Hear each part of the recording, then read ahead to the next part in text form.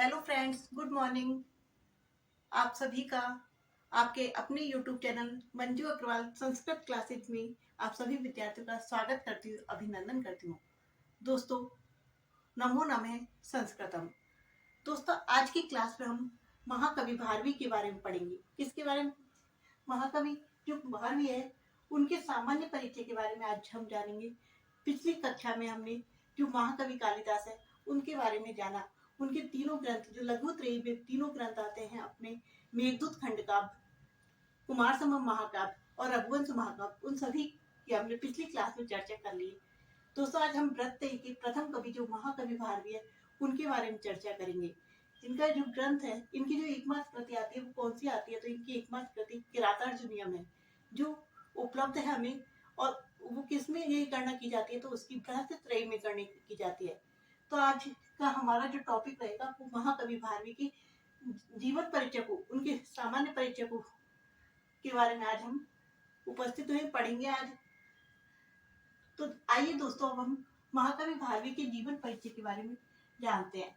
तो मेरी आपसे रिक्वेस्ट है, अगर आप चैनल पर पहली बार विजिट कर रहे हैं तो चैनल को प्लीज सब्सक्राइब करें। कि जन्म समय के बारे में बात करें, किसके बारे में कि उनका जन्म कब हुआ। तो दोस्तों, कि जो हमारे प्राचीन कवि हुए हैं उनके समय काल के बारे में हमें उनकी कृतियों में लिखा हुआ नहीं मिलता, इसलिए हम उनके समय काल को निर्धारित करने के लिए, जन्म स्थान को निर्धारित करने के लिए हम ऐतिहासिक साक्ष्यों की तरफ जाते हैं। इतिहास को के साक्ष्य के आधार पर हम उनके समय काल, जन्म स्थान को निर्धारित करते हैं। दोस्तों, जो भारवी है, महाकवि भारवी है, उनका उल्लेख है जो दक्षिण से प्राप्त हमारा एहोल शिलालेख है। किसका? रवि कीर्ति का जो एहोल शिलालेख है उसमें किसका उल्लेख मिलता है? भारवी का उल्लेख मिलता है, जिसमें रवि कीर्ति ने भारवी और कालिदास के समकक्ष बताया खुद को। तो उस रवि कीर्ति के उस शिलालेख के आधार पर हम इनका जो समय काल है उसको निर्धारित किया गया है। उसके आधार पर हम कह सकते हैं कि महाकवि भारवी का जो समय काल है वो कौन सा है? तो छठी शताब्दी के उत्तरार्ध माना जाता है, अर्थात उतरता हुआ काल। छठी शताब्दी और सातवीं शताब्दी का प्रारंभिक काल इनका समय काल माना जाता है। छठी शताब्दी का, छठवीं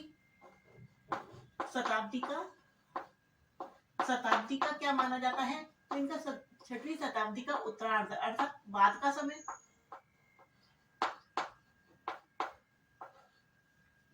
एवं सातवीं शताब्दी का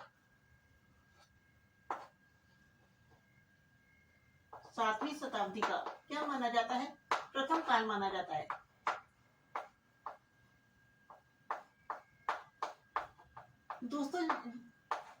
दोस्तों, जो हमारे फर्स्ट ग्रेड के सिलेबस में जो महाकवि, ये लघु त्रय के कवि महाकवि कालिदास, बृहत त्रय के जो तीनों कवि है, माघ, भारवी और श्रीहर्ष, इन तीनों के जीवन परिचय और उनके काव्य के बारे में हम हमारा सिलेबस में ऐड किया हुआ है राजस्थान स्कूल व्याख्याता में। तो उसके अकॉर्डिंग हम इनको पढ़ रहे हैं। तो सातवीं शताब्दी का प्रारंभिक काल माना जाता है। क्या माना जाता है? प्रारंभिक काल।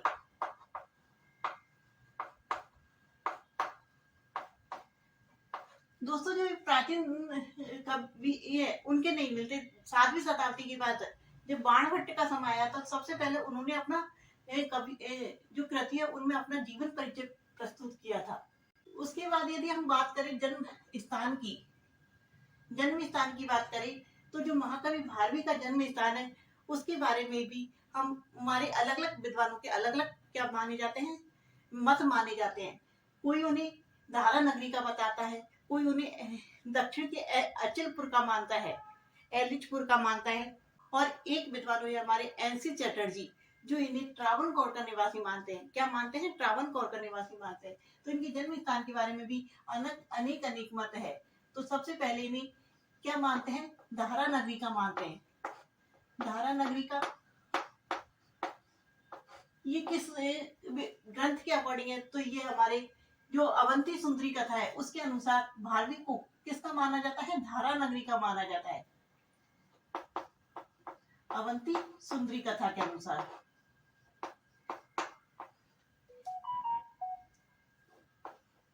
तथा कुछ लोगों ने दक्षिण भारत के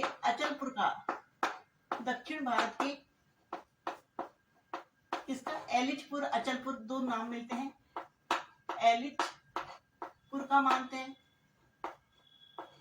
और एक विद्वान है एनसी चटर्जी, जो इन्हें किसका मानते हैं,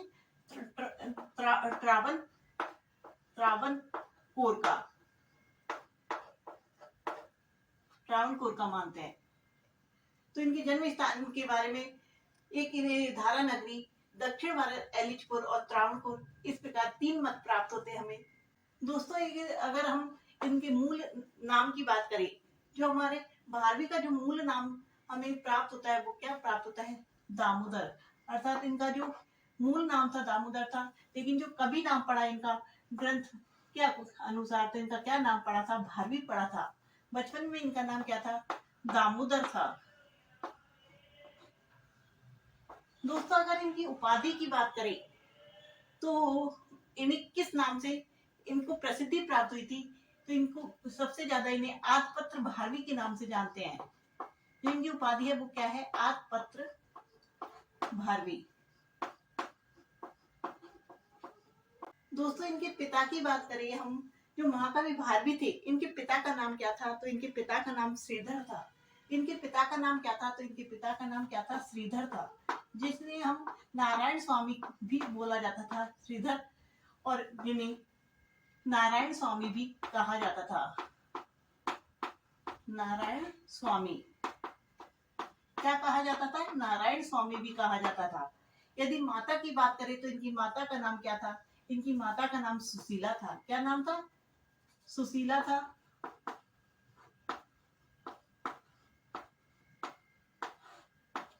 इनकी माता का नाम सुशीला था।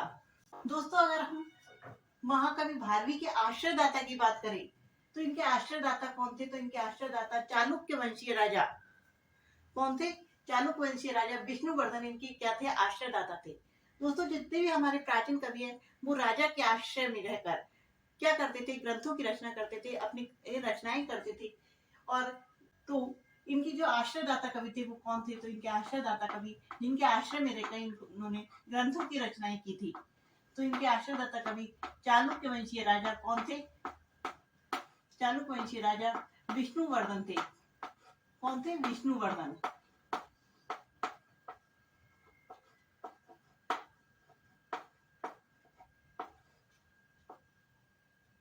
तो क्या याद रखना है, कौन है, विष्णुवर्धन। कैसे याद रखेंगे, वैसे विष्णुवर्धन, भारवी में भी आता है तो विष्णुवर्धन इनकी क्या है,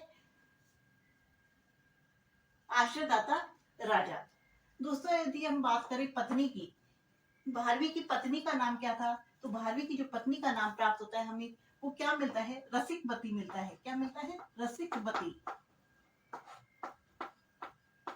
रसिकवती इनकी पत्नी का नाम प्राप्त होता है। यदि पुत्र की बात करें हम, दोस्तों यदि इनके पुत्र की बात करें तो इनके पुत्र का नाम क्या था, मनोरथ था। क्या नाम था इनके पुत्र का, नाम मनोरथ था,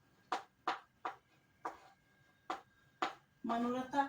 और ये किस गोत्र के थे, भारवी किस गोत्र के थे, तो ये भारवी कैशिक गोत्र के थे, कुशिक या कैसिक, कुशिक गोत्र के, कौशिक गोत्र। और धर्म की बात करें तो ये शैव धर्म थे,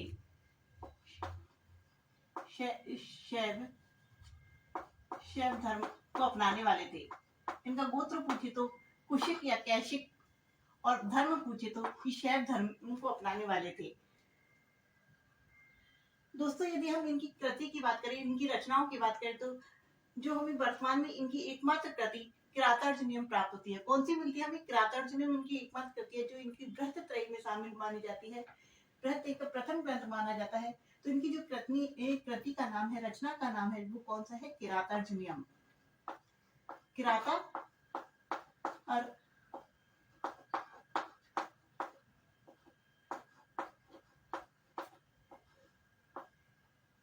जिसमें कितने सर्ग है, जिसमें 18 सर्ग है। कितने सर्ग है, 18 सर्ग है। और जिसे क्या कहा जाता है, जिसे लक्ष्मांत भी क्या कहा जाता है, कौन सा ग्रंथ कहा जाता है, लक्ष्मांत, मतलब जिसका जो प्रारंभ तो किससे होता है, श्री शब्द से होता है, लेकिन अंत किससे होता है, लक्ष्मी शब्द से होता है, इसलिए इसे महाकाव्य को लक्ष्मांत महाकाव्य भी कहा जाता है। और इसमें कितने सर्ग है, तो इसमें 18 सर्ग है। दोस्तों यदि हम छंद की बात करें, महाकवि भारवी को कौन सा छंद सबसे ज्यादा प्रिय है, अर्थात उन्होंने अपनी जो रचना है किरातार्जुनीय जी ने उसमें सबसे ज्यादा कौन से छंद को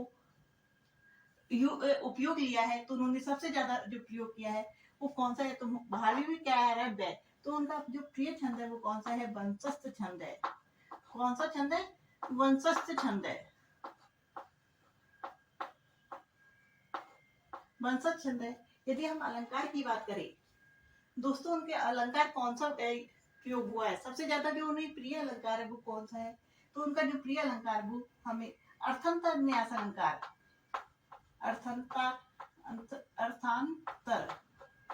न्यास अलंकार और चित्रालंकार भी, चित्रालंकार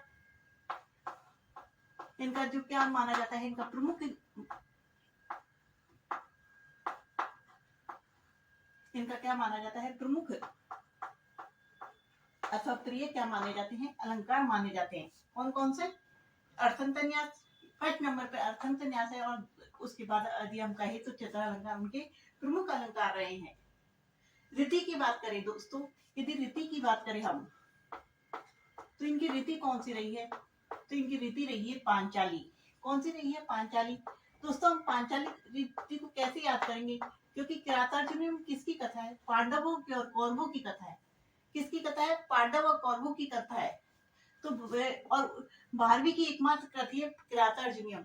तो किरातार्जुनीयम में जो द्रौपदी है उसे क्या कहा जाता था, पांचाली कहा जाता था, क्योंकि वो 5 पांडव की एकमात्र पत्नी थी, इसलिए उन्हें क्या कहा जाता था, पांचाली कहा जाता था। तो इसके अनुसार भी हम भारवी की जो रीति मानी जाती है वो कौन सी मानी जाती है, हम याद रख सकते हैं, पांचाली रीति मानी जाती है। तो किसी भी सब्जेक्ट के साहित्य को याद करने के लिए उन्हें बार बार रिवीजन करना होता है।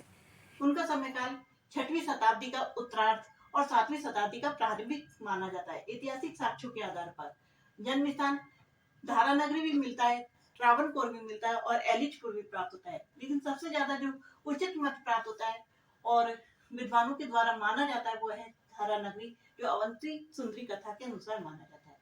मूल नाम उनका दामोदर है, उपाधि उन्हें आत्पत्र भारवी के नाम से जानते हैं। किसके नाम से, आत्पत्र भारवी के नाम से।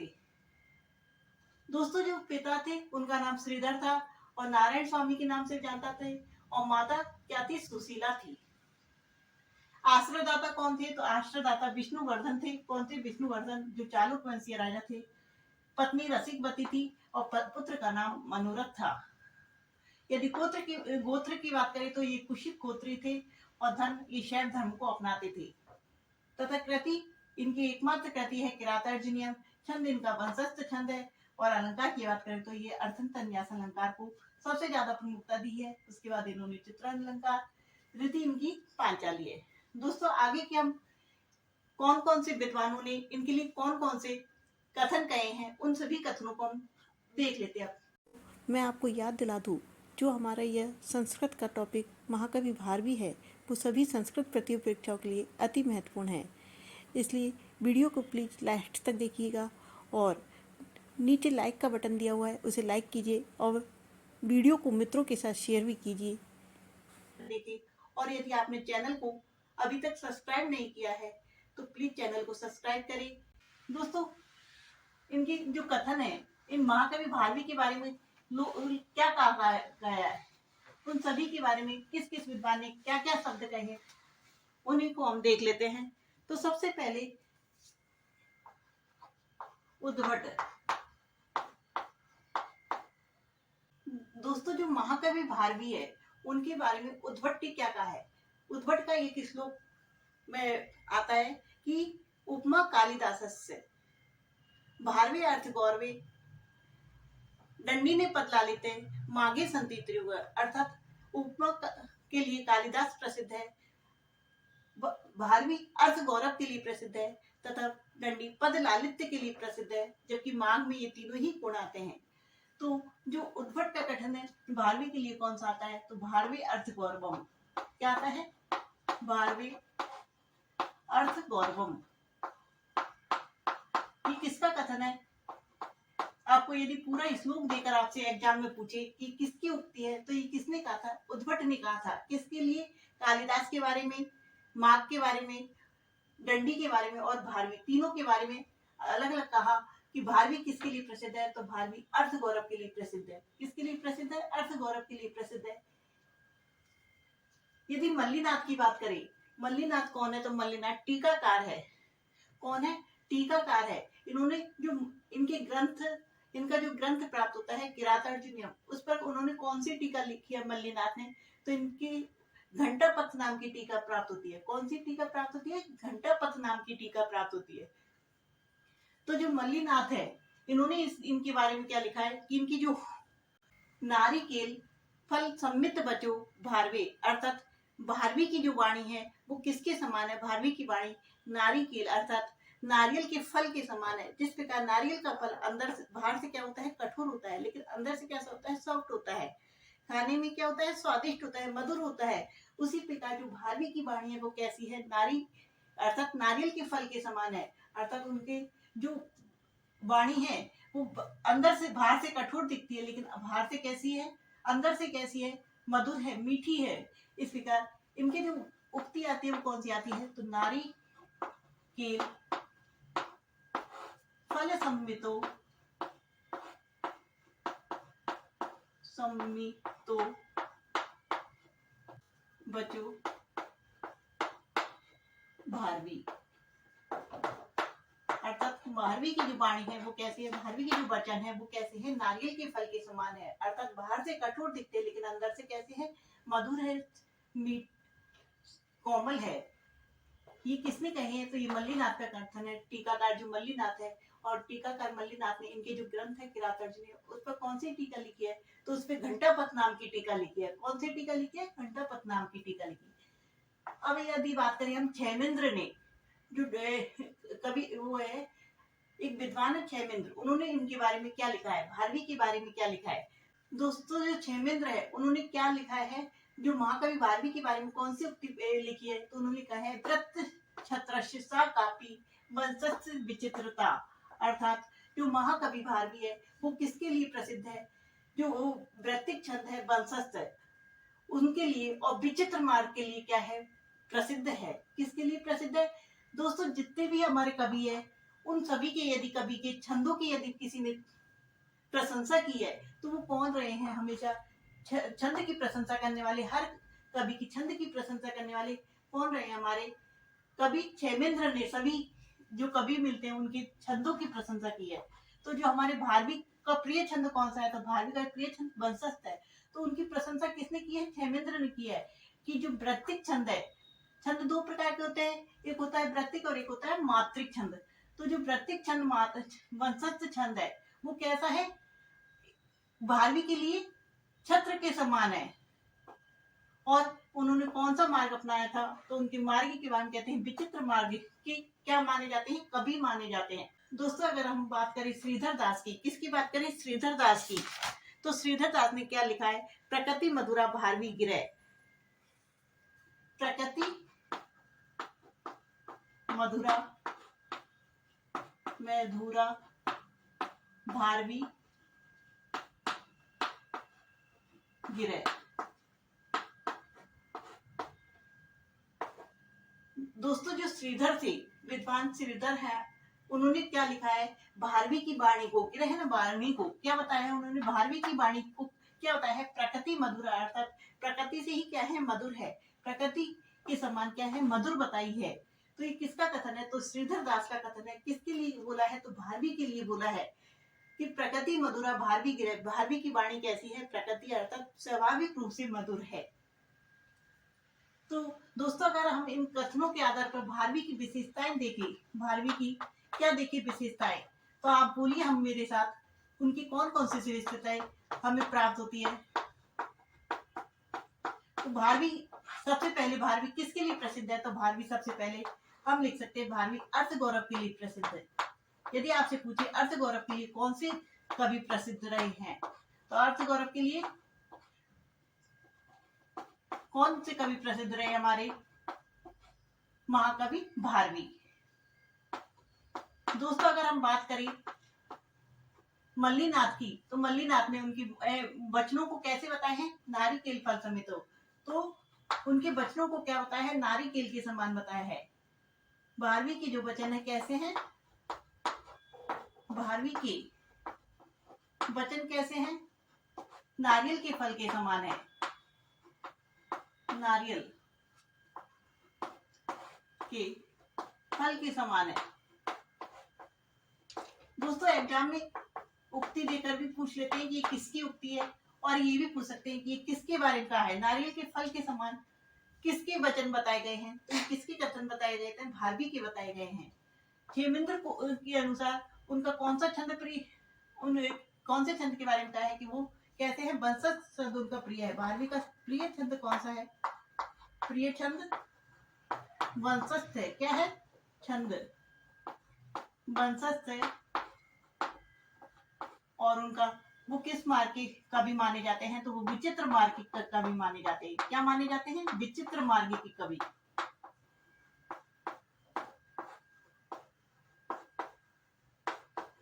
दोस्तों ये वाला फैक्ट बहुत ज्यादा हर एग्जाम में अधिकतर पूछा जाता है। जितने भी प्रतियोगी परीक्षा में यदि 12वीं से पूछा जाता है तो या तो वंशज छंद पूछा जाता है, या फिर कि वो 12वीं किस मार्ग के कवि थे, तो ये ऑप्शन देकर उसे पूछा जाएगा।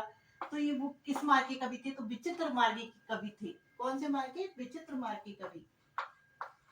यदि हम बात करें प्रकृति मधुरा 12वीं ग्रह किसने कहा था? तो श्रीधर दास ने कहा था। तो उनकी वाणी को क्या बताया है? प्रकृति मधुरा बताया है। उनकी जो वाणी है, वाणी को प्रकृति मधुरा बताया है, अर्थात स्वाभाविक रूप से कैसी है? मधुर।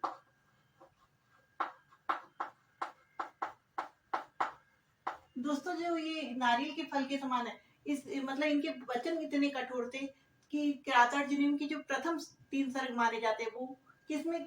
पाषाण त्रय के नाम से जाने जाते हैं। अर्थात उनकी जो वचन है कठोर वचनों के कारण ही, उनकी जो भाषा क्लिष्ट होने के कारण ही उन्हें जो अपनी किरातार्जुनीय महाकाव्य उसके जो प्रथम 3 सर्ग है उन्हें पाषाण त्रय के नाम से जानते हैं। दोस्तों आपको हमारी ये वीडियो कैसी लगी इसे कमेंट करके बताएं, और वीडियो को अपने मित्रों के साथ शेयर करें और लाइक करें। Thank you for watching.